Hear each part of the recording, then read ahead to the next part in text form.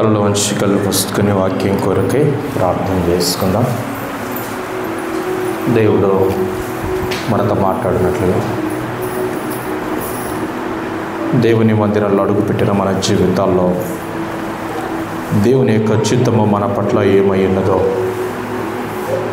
దేవుని యొక్క వాక్యము ద్వారా దేవుడు మనతో మాట్లాడే సమయం వాక్యమే. దేవుడు నీ మనస్సుతో మాట్లాడుతున్న సమయంలోనికి నువ్వు వస్తున్నప్పుడు నిన్ను నీవు ప్రభువుకు సమర్పించుకున్నట్లయితే, నీ మనస్సును ప్రభువుకు సమర్పించుకున్నట్లయితే దేవుడు నీతో మాట్లాడతాడు. దేవుడు నిన్ను సరిచేస్తాడు.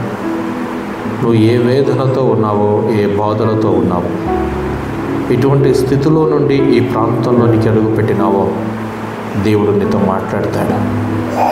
ఆయన మాట్లాడే దేవుడు. ఆయన నువ్వు వింటే నీతో మాట్లాడతాడు, నువ్వు వినకపోతే నిన్ను దాటి వెళ్ళిపోతాడు.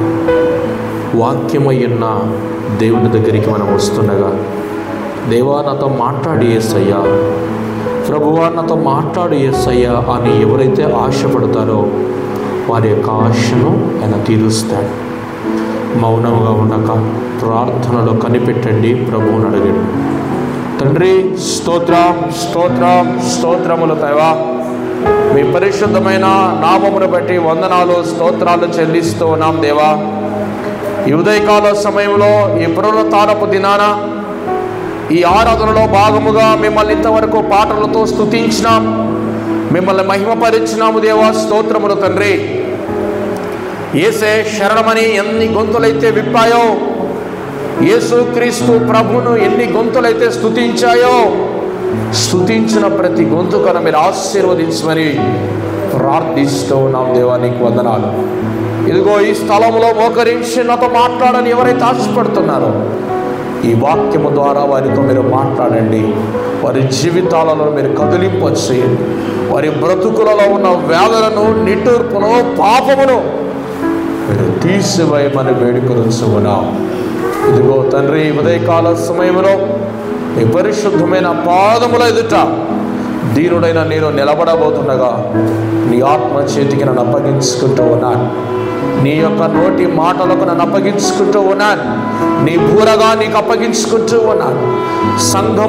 సంఘము వెలపట ఉన్న వారికి యోగ్యకరమైన క్షేమకరమైన మాటలను నేను బోధించులాగున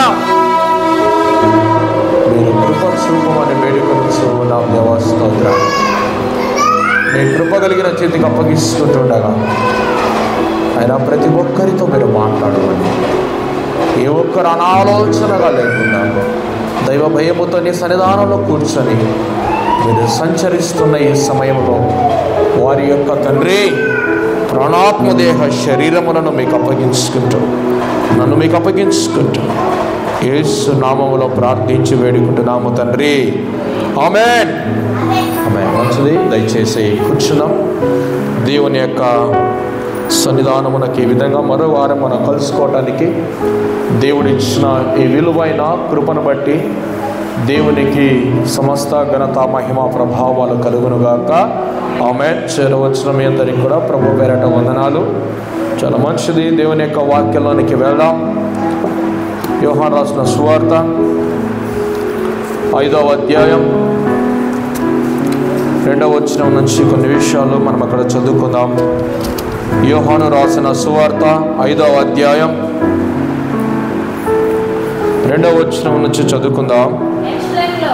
యెరూషలేములో గొర్రెల ద్వారము దగ్గర హెబ్రీ భాషలో బెతస్దా అనబడిన ఒక కోనేరు కలదు. దానికి 5 మంటపములు కలవు. ఆయా సమయములకు దేవదూత కోనేటిలో దిగి నీళ్లు కదిలించుట కలదు. నీరు కదలిన పిమ్మట మొదట ఎవడు దిగునో వా ఎట్టి వ్యాధి గలవాడైనను బాగుపడును గనుక ఆ మంటపములో రోగులను, గురిటివారును, కుంటివారును, ఊచకాళ్ళు చేతులు గలవారును గుంపులుగా పడిండిరి. అక్కడ ఎన్ని సంవత్సరాలమ్మా? 38 సంవత్సరాల నుండి ఒక వ్యాధి గల మనుషుడు ఉండెను. యేసు వాడు పడియుండుట చూచి వాడప్పటికీ బహుకాలము నుండి ఆ స్థితిలో ఉన్నాడని ఎరిగి స్వస్థపడగోరుచున్నావా అని వాడిని అడగగా, ఆ రోగి, అయా, నీళ్లు కదలింపబడినప్పుడు నన్ను కోనేటిలోనికి దించుటకు నాకు ఎవడునూ లేడు గనక నేను వచ్చినంతలో మరి ఒకడు నాకంటే ముందుగా దిగునని ఆయనతో ఉత్తరం ఇచ్చెను. యేసు, నీవు లేచి పరుపెత్తుకొని నడుమని వానితో చెప్పగా, వెంటనే వాడు స్వస్థత నుండి తన పరుపెత్తుకొని నడిచెను. దేవునికి స్తోత్రం. ఈ మాటలు దేవుడు మన యొక్క వినికిడిలో ఆశీర్వదించునుగాక. ఆమేన్. చదువుకున్న లేఖన భాగాల్లో మనం గమనిస్తే, యెరూషలేము గొర్రెల ద్వారము దగ్గర ఒక కోనేరు ఉంది. ఆ కోనేరుకి 5 మండపాలు ఉన్నాయి. అనగా 5 వైపుల నుంచి దిగటానికి అక్కడ ఆ కోనేరుకు దారులు ఉన్నాయి. అక్కడ ఒక ప్రత్యేకత ఏమిటంటే, ఎన్ని నెలలకు ఒకసారి ఒక దేవదూత ఆకాశం నుండి దిగి ఆ నీళ్ళలోనికి దిగి ఆ నీళ్ళను కదిలిస్తాదంట. ఎప్పుడైతే ఆ నీళ్ళను కదిలించినప్పుడు ఎవరైతే ఆ కదిలే నీళ్ళలో పడిపోతారో ఎట్టి వ్యాధి గలవాడైనను ఏమవుతాడంట? స్వస్థత నొందుతాడు. అయితే అక్కడ కుంటివారు, గుడ్డివారు ఎంతమంది ఉన్నారంట? గుంపులుగా పడి ఉన్నారు. అంటే లెక్కలేనంత మంది. ఒక మాటలు చెప్పాలంటే లెక్కలేనంత మంది ఆ యొక్క కోనేరు చుట్టూ ఉన్నారు. అయితే అందరి దృష్టి కన్నా యేసుక్రీస్తు ప్రభు ఆ కోనేరు దగ్గరికి వచ్చినప్పుడు ఒక వ్యక్తి మీద తన దృష్టి పడింది. ఎవరి మీదమ్మా? ఒక వ్యక్తి మీద దృష్టి పడింది. దేవుని యొక్క దృష్టి ఎలా ఉంటుందంటే, గుంపులు గుంపులుగా పోయిన వాళ్ళందరికీ ఎట్లా దేవుని ఉద్దేశాలు జరగవు. దేవుడు ఏర్పరచుకున్న మనుషుడు ఒకడు ఉంటాడు. దేవుడు పిలుచుకున్న మనుషుడు ఒకడు ఉంటాడు. దేవుడికి ఇష్టమైన వాడు ఒకడు ఉంటాడు. దేవుని దగ్గర ఇష్టంగా బ్రతికేవాడు ఒకడు ఉంటాడు. దేవునికి కావాల్సిన వాడు ఒకడు ఉంటాడు. అందుకే బైబిల్లో ఒక మాట ఏముంటుందంటే, పిలవబడిన వారు అనేక మంది, ఏర్పరచబడిన వారు కొందరే. అందరిని పెళ్లికి పిలుస్తాం, అందరు రాలేరు.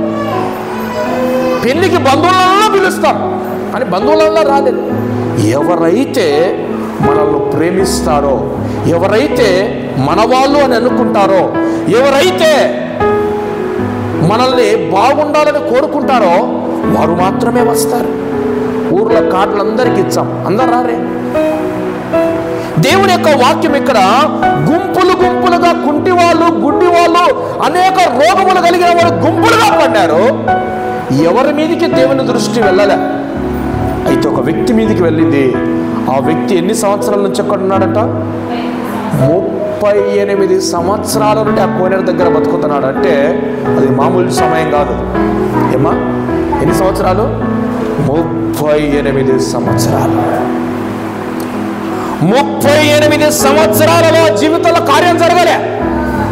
అనుకున్నాడు పోయినప్పుడే, ఏముంది ఆ కోనేటి కాడికి రోజంతా జరిగిపోయి నేను దుంకొచ్చు అనుకున్నాడు. 38 సంవత్సరముల నుంచి ఆ వ్యక్తి జీవితంలో కదలికలు లేవు. 38 సంవత్సరాల నుంచి ఆ వ్యక్తి జీవితంలో మార్పు లేదు. 38 సంవత్సరాల వరకు ఎన్నో అనుకున్నాడు. దేవుని కాడికి పోతే అదైతుంది, ఇదైతుంది, దేవుని కాడికి పోతే పోతానే చేర్చాడు అనుకున్నాడు. 38 ఏళ్ళు పట్టింది మన భాగ్యానికి. దేవుడు మన జీవితాల్లో కొన్ని కార్యాలు వెంటనే చేస్తాడు, కొన్ని కార్యాలు ఆగమంటాడు, కొన్ని కార్యాలు ఎంత ప్రార్థన చేసినా జరగవు, ఎంత ప్రార్థన చేసినా జరగవు. ఎందుకంటే మనిషి యొక్క తలంపు ఎప్పుడు ఎలా ఉంటుందంటే, నేను దేవుని కాడికి మోకాళ్ళొంగి ఏదైతే నేను అడుగుతానో అది జరిగిపోవాలని నాకు అనుకుంటాడు. కానీ దేవుని ఉద్దేశం ఎలా ఉంటుందంటే, ఈ నుంచి మొదలుకొని ఆనాడు దాకా ఆలోచన చేస్తాడు. అంటే భవిష్యత్తును దేవుడు ఆలోచన చేస్తాడు. నా పిల్లలు ఉన్నాడు, వాడంటే నాకు ప్రేమ. చాక్లెట్ కొనుక్కోవడానికి 5 రూపాయలు అయితే ఇచ్చా, 10 రూపాయలు అయితే ఇచ్చా, 50 రూపాయలు అయితే అతి కష్టం మీద ఇచ్చా. నాకు 500 కావాలి చాక్లెట్లు కొనుక్కనికంటే మనకి నేను ఇస్తానయ్యానా? మీరు ఇచ్చారమ్మా మీ పిల్లలకు ఒక 500 అడిగితే? నా పిల్లల వయసు 5 సంవత్సరాలు 6 సంవత్సరాలు.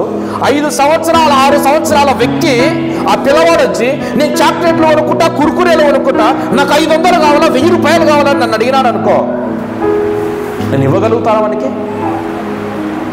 ఇవ్వలేను. ఎందుకు? వాడు అడిగేటువంటి అడిగేటువంటి ఆ కోరిక వాడు పొందబోయే వాటికి సరిపోలే. దేవుడు మన జీవితాల్లో కూడా ఒక కార్యం చేయాలంటే దానికి ఒక సమయం ఉంది, దానికి ఒక సమయం పెట్టింటాడు దేవుడు. ఈ వ్యక్తి బాగుపడడానికి ఎన్ని సంవత్సరాలు పట్టిందంట? 38 సంవత్సరాలు పట్టింది. ఒక వ్యక్తి జీవితంలో 80 సంవత్సరాల ఆయుష్కాలం అనుకున్నాం నేటి దినాల్లో. బైబిల్ చెప్తుంది 70 ఏళ్ళు ఒక మనిషి ఆయుష్కాలము, అధిక బలం అయితే 80 ఏళ్ళు. ఆ 80 సంవత్సరాలు కూడా ఆయాస దుఃఖమే. అంటే ఆయాస దుఃఖం అంటే ఏంది? మన పని మనము చేసుకోలేం, మన భోజనం మనం తినలేం, మన చేయి మనం కడుక్కోలేం, మన అవసరతలు మనం తీర్చుకోలేం, మన నీళ్లు మనం తాగలేం. 80 సంవత్సరాల వయసులో వచ్చే కళ్ళు చేతులు ముడతలు పడిపోయి మంచానికి పరిమితమైన వయసు 80 సంవత్సరాలు ఒక మనిషి జీవితం. అంటే అలాంటి జీవితంలో 38 సంవత్సరాలు కొన్నిటికానే పడిపోయినాడు. వాడు ఇంటికాంచి బయలుదేరేటప్పుడు ఏమనుకున్నాడంటే, రోజంతా జరిగిపోయినా ఆ దేవదూత నీళ్ళు కలిసినప్పుడు దవాని కొనేట్లు దూకొచ్చు అనుకున్నాడు. కానీ నా ప్రియమైన దేవుని సంగమా, యేసుక్రీస్తు ప్రభు మన జీవితాల్లో ఏదైనా కార్యం ఆలస్యం చేస్తాడు, కానీ ఏం చేయడం? మనకు అన్యాయము చేయడం. నీకు తెలుసు, దేవునికి తెలుసు నీ పట్ల ఎప్పుడు ఏది చేయాలో. ఏళ్ళ నుంచి ప్రార్థన చేస్తున్నాం, ఏంది ప్రభా మందిరం ఇట్ట పెట్టినావు. దేవుడు ఎన్నోసార్లు మాట్లాడినాడు, మీరు తొందరపడినట్టు నేను తొందరపడను, నాదంటూ ఒక సమయం ఉంది, నాకంటూ ఒక సమయం ఉంది. తల్లి గర్భము ధరించిన వెంటనే పిల్లోని కనలేదు, 9 నెలల సమయం వెచ్చించాలి ఒక తల్లి ఒక పిల్లవాడిని భూమి మీదకి తీసుకొని రావాలంటే. ఒక రైతు పంటను వేస్తే, విత్తనం వేసిన వెంటనే చేనులో పంట కోయడు, కొన్ని నెలల సమయం కావాలా. నా ప్రియమైన దేవుని సంగమా, ఈ ఉదయకాల సమయంలో ఒక వ్యక్తి తన జీవితంలో ఉన్న రోగాన్ని పోగొట్టుకోవటానికి 38 సంవత్సరాల నుంచి ఎదురు చూస్తాడు. కొన్నిసార్లు దేవుడు మనం అడిగింది వెనువెంటనే ఇస్తాడు, కొన్నిసార్లు దేవుడు మనం అడగకపోయినా ఇస్తాడు. దేవుని మంచితనం అదే. కొన్నిసార్లు అడిగితే ఇస్తాడు, కొన్నిసార్లు అడగకపోయినా ఇస్తాడు, కొన్నిసార్లు ఎంత అడిగినా ఇయ్యడు దేవుడు. ఎందుకంటే ప్రతి కార్యము మన విశ్వాసం మీద ఆధారపడి ఉంటుంది, ప్రతి కార్యము మన భక్తి మీద ఆధారపడి ఉంటుంది, ప్రతి కార్యము యేసు వైపు మన యొక్క నమ్మిక మీద మాత్రమే ఉంటుంది. 12 ఏళ్ల నుంచి రక్తస్రావం కలిగిన స్త్రీ భాగ్యాలే. ఎన్ని సంవత్సరాలమ్మా? 12 సంవత్సరాలు. ఆలోచన చేస్తే ఎంత విచిత్రము. 12 ఏళ్ల నుంచి భాగ్యాలే. ఆమె భాగ్యానికి ఎన్నేళ్ళు పట్టింది? 12 ఏళ్ళు పట్టింది. అయితే నా దేవుడు కార్యము చేయదలుచుకుంటే ఒక క్షణములో బాగా అయిపోతుంది. ఈ కోనేటి దగ్గర ఉన్న ఈ వ్యక్తి జీవితంలో మనం గమనిస్తున్న అప్రియమైనటువంటి వాళ్ళారా, 38 ఏళ్ల నుంచి వాడు ఆ కోనేటి కన్నా పడిపోయినాడు. వచ్చేటలో ఉన్న వాళ్ళ నీళ్ళ ₹1 అడుక్కుంటున్నాడు, వాళ్ళకనే భోజనం పెట్టించుకొని తింటున్నాడు, దానిలో పోయేటో తుంటపిడిలు తీసుకొని తాగుకుంటూ వచ్చున్నాడు. వాడి జీవితంలో మార్పు లేదు. వచ్చినాడు దేవుని కాడికనే, అని క్రియలు బాగలేవు, మరి జీవితం బాగలేదు. అందుకే ఒక రోజున జరగాల్సిన కార్యము 38 సంవత్సరాల సుదీర్ఘ సమయం పట్టింది. ఒక్కటి నేను చెప్తా, మీరైనా మేమైనా ఎవరమైనా సరే దేవుని దగ్గర అందరు సమానమే. ఒక వ్యక్తి జీవితంలో ఒక కార్యము జరగాలంటే ఖచ్చితంగా మన నమ్మకత్వాన్ని బట్టియే. దేవునికి స్తోత్రం కలుగును గాక. హల్లెలూయా. మన యొక్క జీవిత విశ్వాసమును బట్టే, మన నమ్మకాన్ని బట్టే. అంతే. గుంత దవుతానే నీళ్ళు పడాలన్నట్టు మనిషి ఆలోచన చేస్తే దేవుని ఆలోచన అలా ఉండదు. 38 ఏళ్ళ నుంచి వాడు పడిండట. ఎవరు చూసినారట? ఎవరు చూసినారు వాడిని? యేసుక్రీస్తు ప్రభు వాడిని చూసినాడు. చదవండి ఆ మాట, 4వ వచనం చదవండి, 4వ వచనం దగ్గర నుంచి చదవండి.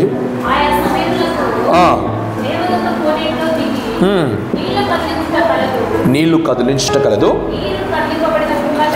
నీరు కదిలింపబడిన పిమ్మట మొదట ఎవడు దిగునో వాడు ఎలాంటి వ్యాధి కలిగిన వాడైనా సరే బాగుపడను గనుక ఆ మండపంలో రోగులు, గ్రుడ్డివారు, కుంటివారు, ఊచకాళ్ళ చేతులు గలవారు గుంపులుగా, గుంపులు అంతేగా. నువ్వంటే నేను, నువ్వంటే నువ్వు కదా, నువ్వంటే నువ్వు.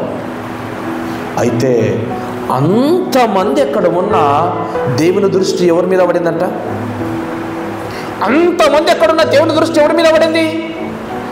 38 ఏళ్ళు కలిగిన వారి మీద పడింది. 38 సంవత్సరాలుగా కోనేటి కాడ పడిపోయినాడు అక్కడ. అంతే, వాక్యాన్ని వినాల.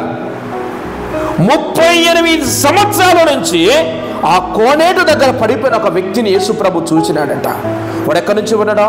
బహుకాలము నుండి ఆ స్థితిలో ఉన్నాడని ఎరిగి, దేవునికి తెలుసండి మన స్థితి, దేవునికి తెలుసండి మన పరిస్థితి, దేవునికి తెలుసండి మన మనస్సు, దేవునికి తెలుసు మన జీవితంలో, మన కుటుంబంలో, మన సంఘములో ఎప్పుడు ఏ కార్యము ఎలా చేయాలో దేవునికి తెలుసు. అయ్యా, ఎప్పుడు అడుగుతాం మేము దేవుణ్ణి? రోజు ఒక అద్భుతం చేయ్యా ఈ గ్రామం మారుతుందని, ఒక అద్భుతం చేయ్యా ఈ గ్రామం మారుతుందని. 24 సంవత్సరాల నుంచి మన ఆయన ప్రార్థన చేస్తున్నాడు.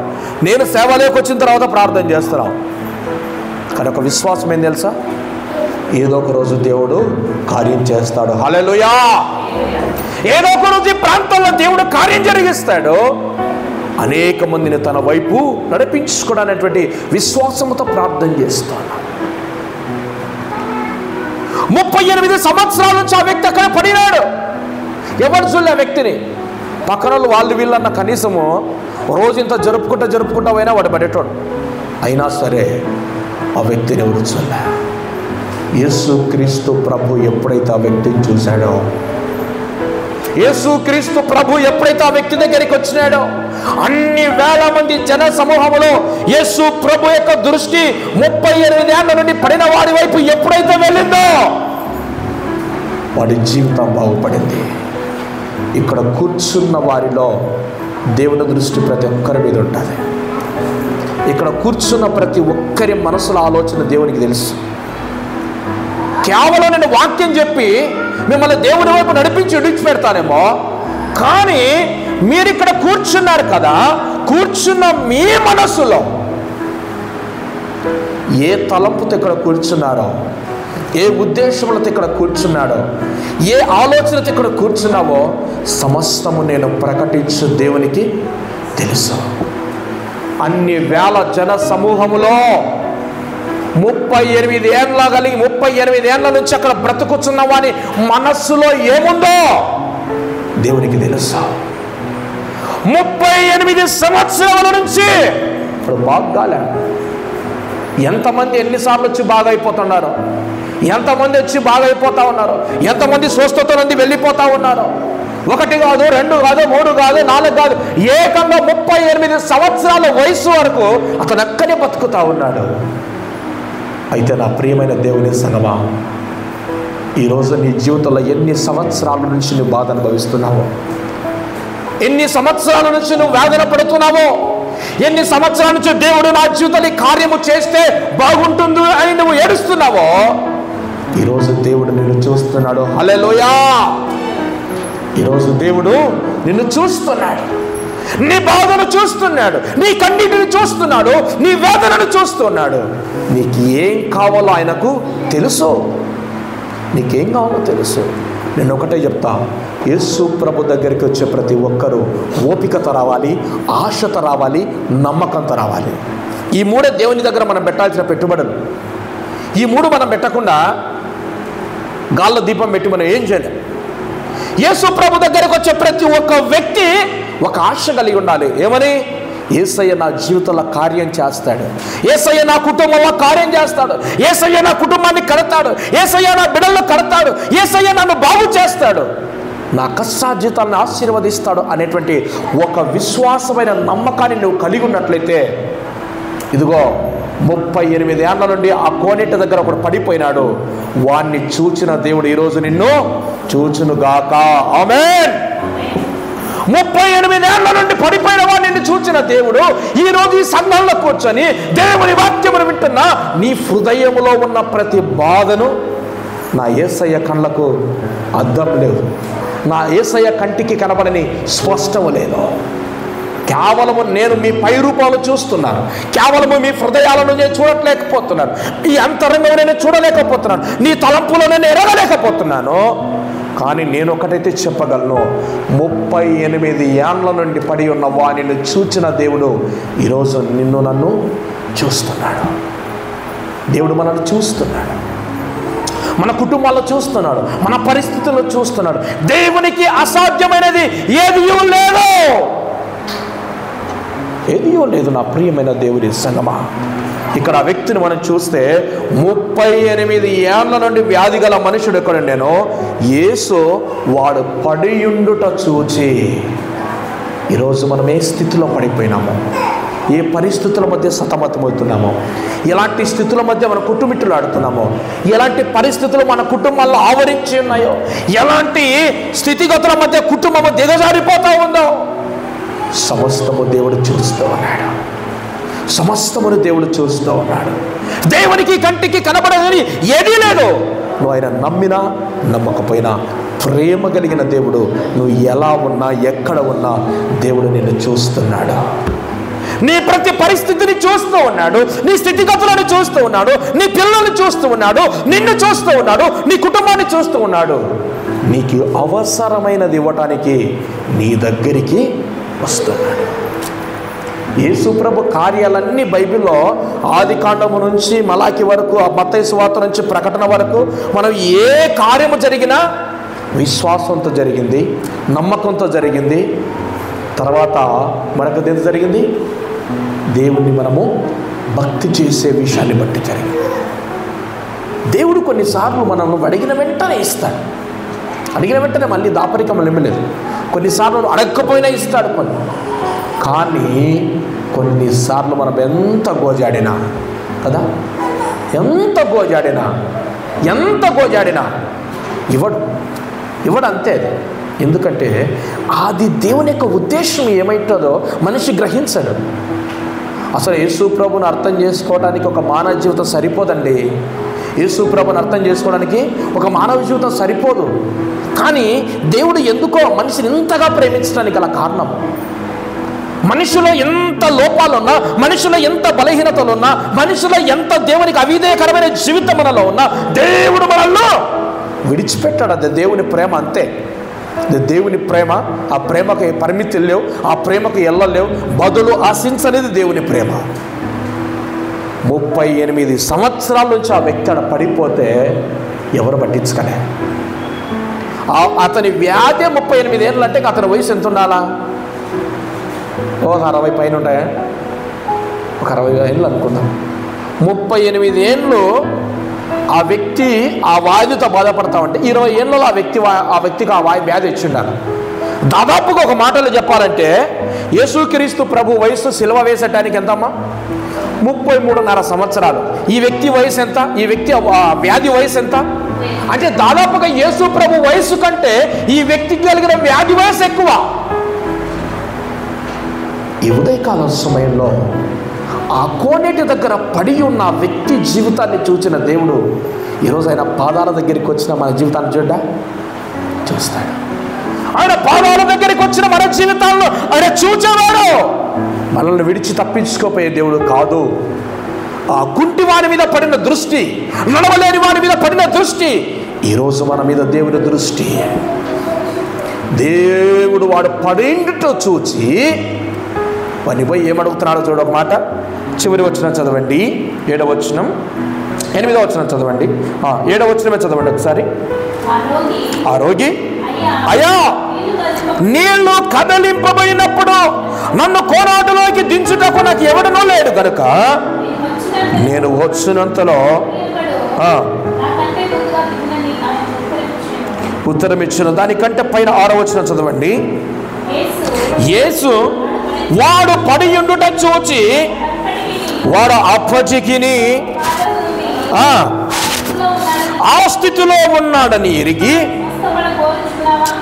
యేసుప్రభు అడగాల్సిన మాటే కాదు, ఒక మాటలు చెప్పాలంటే ఏమడుగుతున్నాడు? స్వస్థపడగోరుచున్నావా?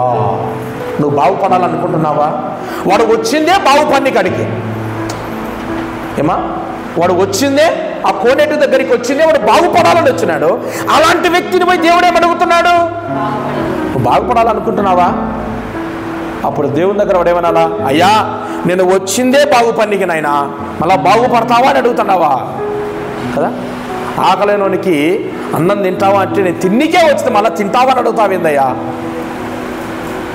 దేవుడు కొన్నిసార్లు మనల్ని అడుగుతాడు. ఏదైతే నువ్వు ఆశపడుతున్నావో దాన్ని నేను అడుగుతాడు. ఏమ్మా ఏం కావాలనుకుంటున్నావు? నీకేం కావాలని పలాంది కావాలనుకుంటున్నావా? ప్రభుని అడగాల. అయ్యోనయ్యా నాకు కావాలి, నేను కావాలనుకుంటున్నాను. వాడు అది అడుగుతున్నాడు. నీవు స్వస్థపడగోరుచున్నావా అంటే అవునయ్యా నేను స్వస్థపడగోరుచున్నాను. నా జీవితం మార్చబడాలి, నా బ్రతుకు మార్చబడాలి, నా కుటుంబం మార్చబడాలి, నాలో ఉన్న లోపాలన్నీ సరిచేయబడాలి, నా కుటుంబానికి నేను ఆశీర్వాదకరంగా నిలబడాలి. స్వస్థపడగోరుచున్నావా? ఆశీర్వదింపబడగోరుచున్నావా? జీవితాన్ని మార్చుకోవాలని యోచిస్తున్నావా? నా దేవుని వాక్యము సెలవిస్తా ఉంది, నీవు స్వస్థత పడగోరుచున్నావంటే నీ పరుపెత్తుకొని నువ్వు ఎడికి పోవాలా? నీ ఇంటికి వెళ్ళిపో. 38 ఏళ్ళ నుండి భాగ్యాన్ని వారి జీవితము యేసుక్రీస్తు ప్రభు వారి జీవితాలు అడుగు పెట్టగానే కార్యము జరిగింది. దేవునికి స్తోత్రం కలుగునుగాక. ఆమేన్, హల్లెలూయా. 38 ఏళ్ళ నుండి భాగ్యాన్ని వారి జీవితము, 38 ఏళ్ళ నుండి భాగ్యాన్ని వారి రోగము, 38 ఏళ్ళ నుండి వాడు కార్చిన కన్నీళ్ళంతా వ్యర్థం కాలే. దేవుని దగ్గర వాడు పెట్టుకున్న ఆశ యేసుక్రీస్తు ప్రభు ఒక్క రోజులో వారి జీవితాన్ని బాగు చేసినాడు. అందరూ నీళ్ళలో దిగి బాగైతే వీడు కేవలం యేసుక్రీస్తు ప్రభు మాటతోనే బాగైనాడు. యేసు ప్రభు మాటలో జీవం ఉంది. యేసుక్రీస్తు ప్రభు మాటలో చెడిపోయిన వ్యక్తి యొక్క జీవితాన్ని కట్టగలిగే శక్తి ఉంది. యేసుక్రీస్తు ప్రభు మాటలో దరిద్రమును తీసివేసే శక్తి ఉంది. యేసుక్రీస్తు మాటలో శాపమును తీసివేసే శక్తి ఉంది. యేసుక్రీస్తు మాటలో నీ జీవితమును సంపూర్ణంగా పరిశుద్ధంగా మార్చగలిగే శక్తి ఉంది. నువ్వు ఎవరివైనా సరే యేసుక్రీస్తు ప్రభు దగ్గరికి నువ్వు రాగలిగితే, యేసుక్రీస్తు ప్రభు దగ్గర నీ అడుగును మోపగలిగితే, ఆయన సన్నిధానంలో నీవు నీ మోకాలను ఉంచగలిగితే, ఇదిగో 38 ఏళ్ళ నుండి బాక్కని వాడు ఒక్క క్షణంలో నా యేసు ప్రభు మాట్లాడితే బాగైనాడు. ఒక్క క్షణంలో నా దేవుడు మాట్లాడితే వారి జీవితం మారిపోయింది. నీవు స్వస్థపడగోరుచున్నావా అని అడిగితే అవునయ్యా, 1 సంవత్సరం కాదు, 2 ఏళ్ళు కాదు, 3 ఏళ్ళు కాదు, 38 ఏళ్ళ నుంచి బాధపడుతున్నా. వారి విశ్వాసాన్ని చూసినాడు, వారి ఆశను చూసినాడు, వారి భక్తిని చూసినాడు. దేవుడు వెంటనే ఏం చేశాడట? నీ పరుపెత్తుకొని నీవు లేచి, చదవండి ఆ మాట ఒకసారి, 8వ వచనం. నీవు లేచి నీ పరుపెత్తుకొని నడువమని వానితో చెప్పగా వాడు వెంటనే స్వస్థత నుండి పరిగెత్తుకొని నడిచెను. అవును, 38 ఏళ్ళ నుంచి నడకలేని జీవితం, 30 ఏళ్ళ నుంచి కన్నీరు తప్ప ఆనందం అంటే తెలియని జీవితం, 30 ఏళ్ళ నుండి బాధ తప్ప సంతోషం అంటే తెలియని జీవితం, కడుపు నిండా భోజనం లేని జీవితం, కంటి నిండా నిద్ర లేని జీవితం, నాన్న వారిని కడుపున పుట్టిన పిల్లలు చూచుకోలేని జీవితము. 38 ఏళ్ళ నుంచి నా యేసుక్రీస్తు ప్రభు మాట్లాడితే, నా యేసుక్రీస్తు ప్రభు మాట నువ్వు వింటే, నువ్వెవరైనా కావచ్చు, నీ జీవితంలో గొప్ప కార్యం జరిగించబడుతుంది. నా యేసుక్రీస్తు ప్రభు దగ్గరికి వచ్చిన వాడు నష్టపోయినట్టు చరిత్రలో ఆనాడు లేడు, ఈనాడు లేడు. ఎందుకంటే నా దేవుడు న్యాయానికి కర్త. నా దేవుడు దీనుల పట్ల ఉన్నతమైన స్వభావం కలిగిన వాడు. నా దేవుడు దీనుల పట్ల ఉన్నతమైనటువంటి ఆశీర్వాదాలు కలగజేయవాడు. ఆయన ఎప్పుడైతే యేసు ప్రభును మన జీవితాలలోనికి మనం ఆయనకు ఆహ్వానిస్తామో, ఎప్పుడైతే మన జీవితాలలోనికి దేవునికి సమయాన్ని ఇస్తామో, ఎప్పుడైతే మన జీవితాలలోనికి దేవునికి చోటునిస్తామో, నా ప్రియమైన దేవుని ప్రజలారా, యేసుక్రీస్తు ప్రభు మన జీవితాల్లో బాగు చేస్తాడు. యేసు లేకుండా ఈ చోటు నుంచి మీరు వెళ్ళొద్దు. యేసు ప్రభువు లేకుండా మీరు ఇక్కడి నుంచి వెళ్ళొద్దు.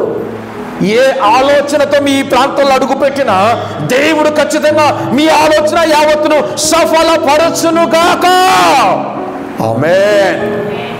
మీరు ఏదైతే ఆలోచిస్తున్నారో, ఏదైతే ఆశతో వచ్చినారో దేవుడు దాన్ని నెరవేరుస్తాడు. అయితే ఆయన కొరకు ఈ లోకల బ్రతకాలన్న ఆశ మీకు ఉండాలి. ఈరోజు పొద్దున నేను రోజు వాగ్దానాలు పంపించినప్పుడు ఒక వీడియో చూశాను.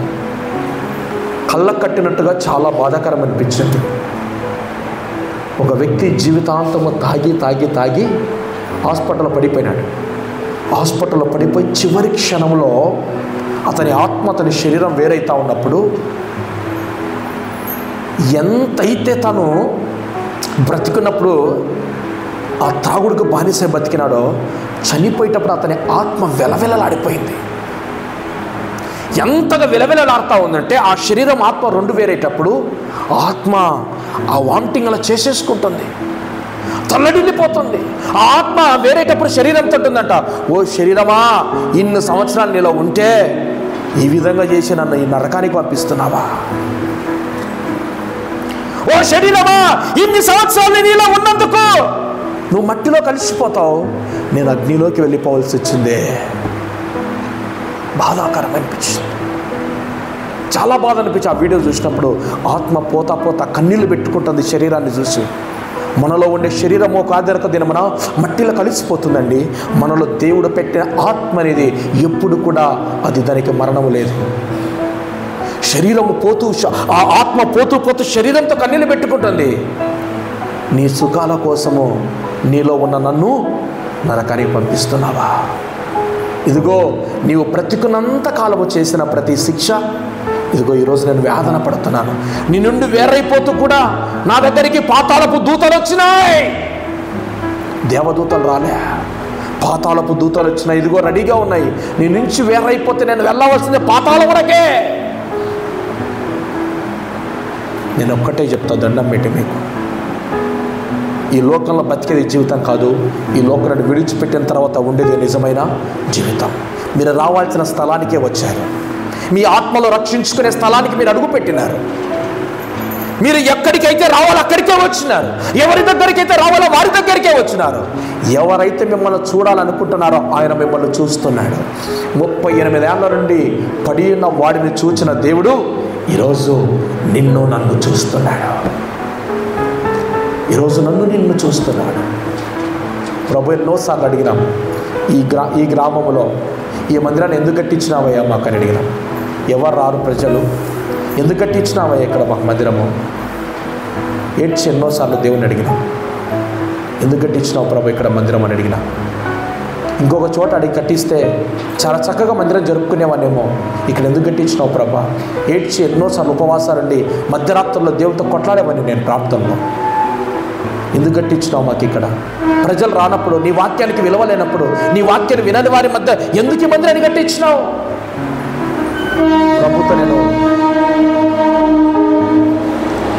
ప్రభుతో నేను వాదులాట పెట్టుకున్నా. చాలాసార్లు దేవునితో వేదనతో అడిగినా నేను. ఒక ఆర్టీసీ వాడు ఒక ఊరికి బస్సు వేస్తే, మన ఊరికి మొదట్లో బస్సు ఉన్నది, కానీ మన ఊరు వాళ్ళు బస్సుకు పోయేటోళ్ళు కాదు, ఆటోలకు పోతున్నారని తీసేసినారు. ఒక స్కూల్ ఉన్నది, ఆ స్కూల్ సరిగా పిల్లలు రాకపోతే స్కూల్ మూసేస్తున్నారు. బస్సులు ప్రయాణికులు లేకపోతే బస్సులు మూసేస్తున్నారు, పిల్లలు లేకపోతే స్కూళ్ళు మూసేస్తున్నారు. మందిరానికి ప్రజలు రాకపోతే నేనెందుకు మందిరం పెట్టాలేడా? నాకేం అవసరం? నేను ఎందుకు ఇంత కష్టపడాలేడా? నాకెందుకు ఇబ్బంది అని అడిగితే దేవుడు నాతో ఒక్కటే ఒక మాట అన్నాడు. ఆ మాట కొరకే ఎంత కష్టమైనా, ఎంత ఇబ్బంది అయినా ఇక్కడ పరిచర్యను కత్తి మీద సాములా ఉన్న జరిగించడానికి కారణం ఏంటంటే దేవుడు ఒకటే అన్నాడు, ఈ లోకం విడిచిపెట్టి వెళ్తే ఇక్కడ దేవుని మందిరం లేకపోతే ఈ ప్రజలకు దేవుడు ఎలా తెలుస్తాడు? ఈ ప్రజలకు దేవుడు ఎలా తెలుస్తాడు? వారందరూ నరకానికి వెళ్ళలేరా? వారందరూ అగ్నిగుండంలో పడిపోతారు కదా. దేవుడు అనేవాడు ప్రకటించేవారు లేకపోతే వారు ఎలా తెలుసుకుందరు? యాకోబు పత్రికలో వాక్యాన్ని చూపించినాడు. చూడండి ఆ మాట, దేవుడు నాకు చూపించిన వాక్యం మీతో మాట్లాడతాను. యాకోబు రాసిన పత్రిక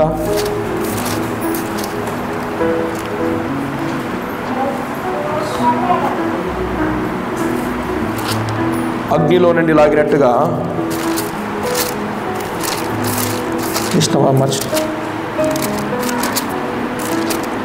యాకోబు పత్రికలో మాట దేవుడు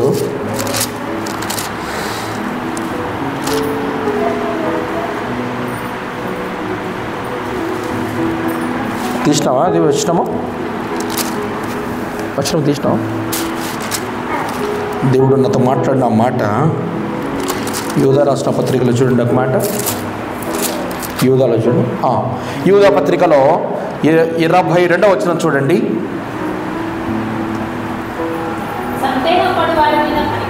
చూపడి అగ్నిలో నుండి లాగినట్టుగా కొందరిని లాగు. చచ్చిపోయిన తర్వాత నువ్వేం చేయలేవు జగదీష్. నీ గ్రామస్తుల కొరకు నువ్వేం చేయలేవు.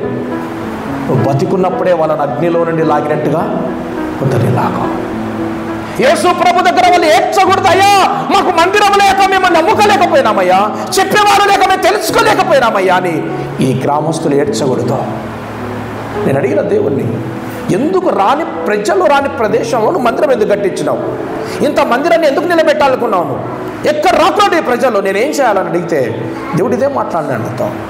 అగ్నిలో నుండి లాగినట్టుగా కొందరిని లాగో, నేను చూసుకుంటా, నువ్వు చేయాల్సిన పని నువ్వు చేయి. ఇత్తనం నువ్వు జల్లు, దాన్ని ఎట్లా మొలిపియాలనో, ఎట్లా పంటను తీసుకురావాలనో నీరు కట్టువాన్ని నేను దాన్ని నడిపిస్తా. అవును, ఈ ప్రాంతంలో మందిరం ప్రారంభించేటప్పుడు కన్నీటి వేదన, తల్లి గర్భంలో ప్రసవ వేదన, ఒకవైపు వారు రావడం వీరు రావడం, ఆటంకాలు, కన్నీరు, బాధ, అవమానం ఒకవైపు. దేవుని పని ప్రారంభించి మధ్యలో ఆగిపోతే ఎంత అవమాన ప్రియులరా. వేదన మధ్యలో చచ్చిపోవాలనిపిస్తుంది. దేవుని పులిపిట మీద నిలబడి చెప్తున్నా, ఎన్నోసార్లు దేవుని దగ్గర మరణాన్ని అడిగిన నేను, నన్ను తీసుకొని పో, నన్ను తీసుకొని పో. ఈ సమస్యలను బట్టి దేవుని ఎన్నోసార్లు ఏడ్చి ప్రార్థన చేసి, నన్ను తీసుకొని పో, నేను చేయలేని సేవ నా వల్ల కాదు, నాకంత శక్తి లేదు, నాకంత సామర్థ్యం లేదు, నువ్వు ఇచ్చిన పిలుపుని కాదని ఏదైనా పని చేసుకుని బతుకుదామా, నాకు మనసు లేదట కూడా. ప్రశాంతంగా ఈరోజు నేను నిన్ను నమ్ముకున్నా, నాకు ఒక సిద్ధపాటు ఉంది, నిరీక్షణ ఉంది. ఈరోజు నాకు లక్షణంగా నన్ను తీసుకొని పో, నీ కొరకు నా ప్రాణం ఇస్తాను ప్రభువా. పడుకున్నట్టే తీసుకోపోయి ఎన్నోసార్లు ఏడ్చి ప్రార్థన చేసిన. కానీ దేవుడు నాతో మాట్లాడాడు. ఈ మాట యూదా రాష్ట్ర పత్రికలో మాట్లాడాడు. జగదీష్, మీ గ్రామస్తులు యేసు ప్రభువులు లేకుండా చనిపోతే వారందరూ నరకానికి వెళ్తారు కదా, నేను ఇచ్చిన పని కొద్ది రోజులు వచ్చాయి, తర్వాత నేను చూసుకుంటా. ఎందుకు ఈ ప్రాంతంలో దేవుని మందిరం కట్టబడిందంటే దేవుడు ప్రతి ఒక్కరిని చూచుటకే. తీర్పు ఉంది, ఆ తీర్పులో నిలబడకూడదనే దేవుడు మిమ్మల్ని ప్రేమించి ఇక్కడికి సమకూర్చినాడు. దేవుని వాక్యం సెలవిస్తా ఉంది, అగ్నిలో నుండి లాగినట్టుగా కొందరిని నీవు లాగు, ఆ నరకం నుండి తప్పించు. వాళ్ళకి నేను భోజనం పెట్టాల్సిన పనిలే, బట్టలు వేయాల్సిన పనిలే, నా మాటలు ప్రకటించు. ఎవరైతే విశ్వాసం ఉంచి వింటారో వారిని నేను హక్కున చేర్చుకుంటా, నేను హక్కున చేర్చుకుంటా. ఈరోజు ప్రతి ఊర్లో 2-3 చర్చిలుండి సేవకులు ఇంతగా మందిరానికి రమ్మని బతిమలాడుతున్నారంటే ఒక్క విషయం గుర్తుపెట్టుకుని ప్రేమతో చెప్తున్నా, భయపడడానికి కాదు, దీని వెనక దేవుని మహా ఉగ్రత ఉంది. ఈరోజు దేవుడు ఇంత మనశ్శాంతిగా ఉంటున్నాడు, ఇన్ని అరాచకాలు జరుగుతున్నా, ఇన్ని ఇబ్బందులు జరుగుతున్నా, ఎంతగా దేవుని మాటలు ప్రకటింపబడుతున్నా మనుషులు మారలేకపోతున్నారంటే దాని వెనక దేవుని ఉగ్రత మానవ ఆలోచన ఊహకు అందదు.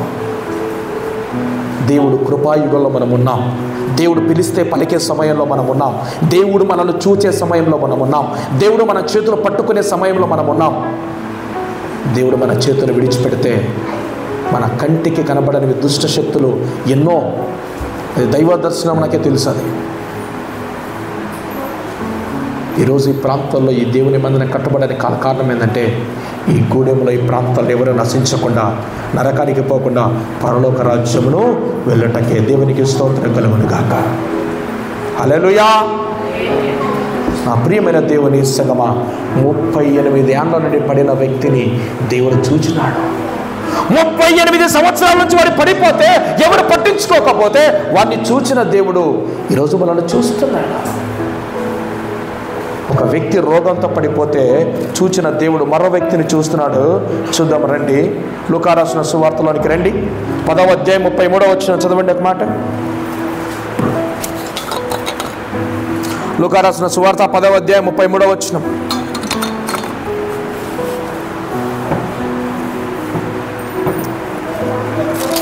లూకా రాసిన సువార్త 10వ అధ్యాయం 33వ వచనం.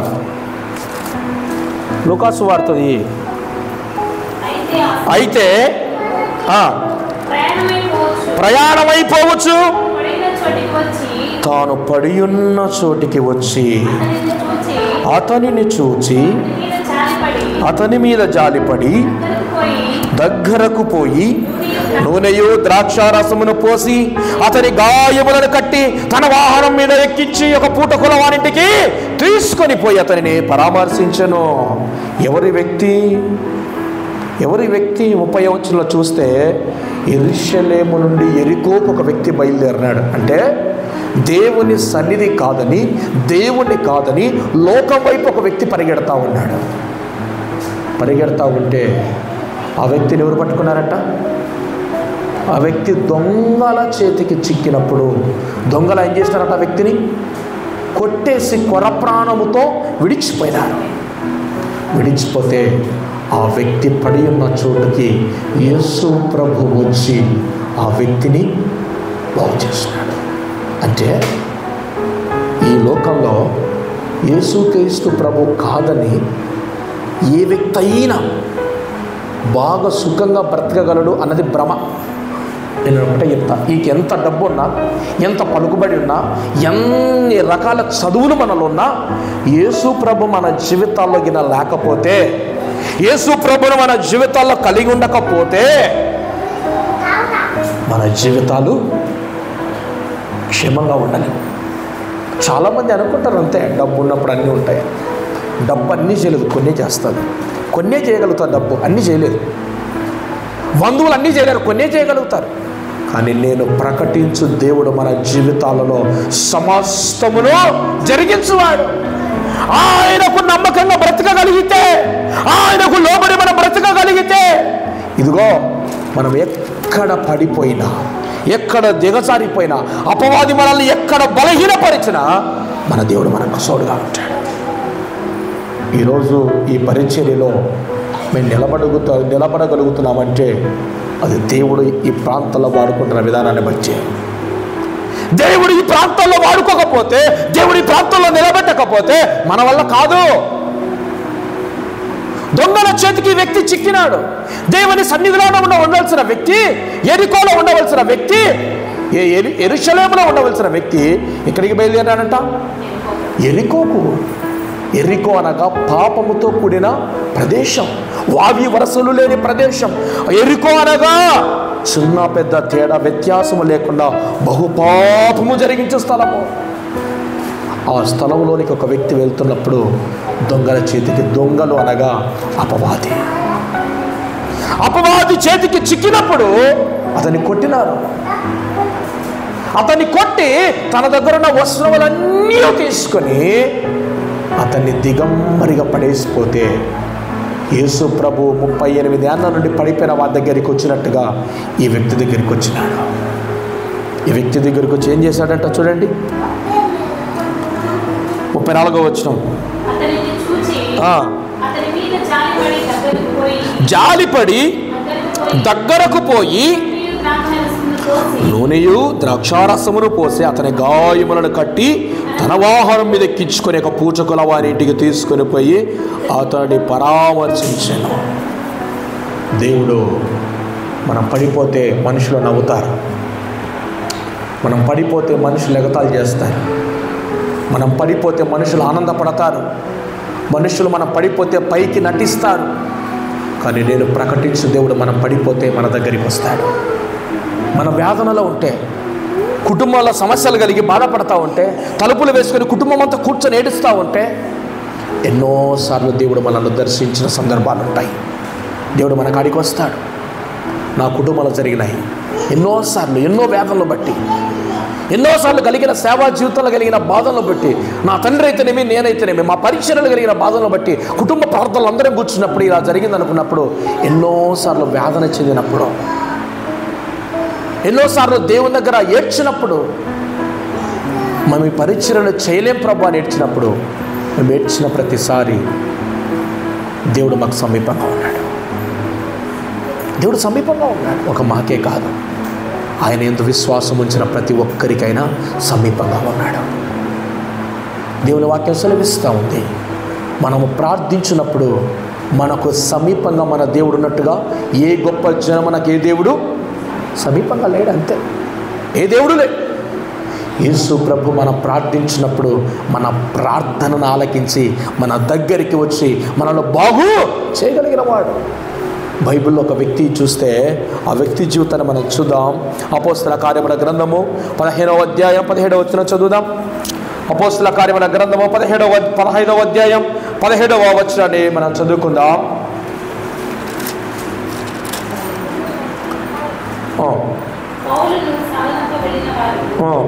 అపోస్తల కార్యములు 15వ అధ్యాయం 17వ వచనం.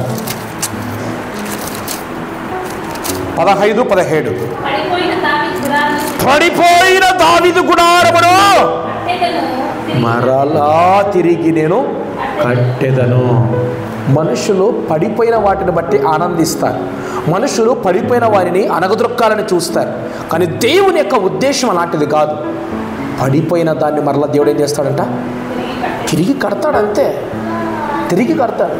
మనము తెలుసో తెలియక ఏదైనా పాపంలో పడిపోయినాము, దేవుడు మనల్ని మరణానికి అప్పగించాడు. ప్రేమ కలిగిన వాడు మరలా మనల్ని తిరిగి కడతాడు. ఆయన నమ్మదగిన వాడు. మనం పడిపోతే తోసివేసేది మనుషులే.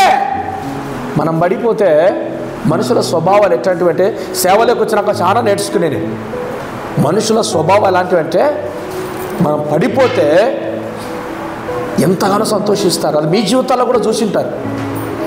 మనము పడిపోతే ఆనందించాలని, మనము పడిపోతే కింద పడిపోతే, లేదా మన ఆర్థిక పరిస్థితులు బాగా లేకపోతే, లేదా కుటుంబంలో మన పిల్లలకి ఏదైనా జరగాలని జరిగితే సంతోషపడే చాలామంది బయట వాళ్ళు కాదు, మన వాళ్ళే ఉంటారు.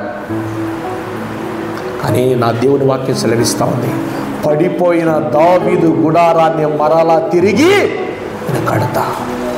ఈ ఉదయకాల సమయంలో పడిపోయిన మీ జీవితాల్లో, పడిపోయిన మీ కుటుంబాల్లో, పడిపోయిన మీ స్థితిగతుల్లో, పడిపోయిన మీ పిల్లల భవిష్యత్తులో, పడిపోయిన ప్రతిదీ కూడా మరలా మీ జీవితంలో దేవుడు నిలబెట్టునుగాక. ఆమేన్. దేవుని మీద మన విశ్వాసం ఉంచినప్పుడు, దేవుని మీద మానుకున్నప్పుడు, దేవునికి నమ్మకంగా మనం బ్రతికినప్పుడు ఖచ్చితంగా మనం పడిపోయినా మరలా తిరిగి లేస్తాం.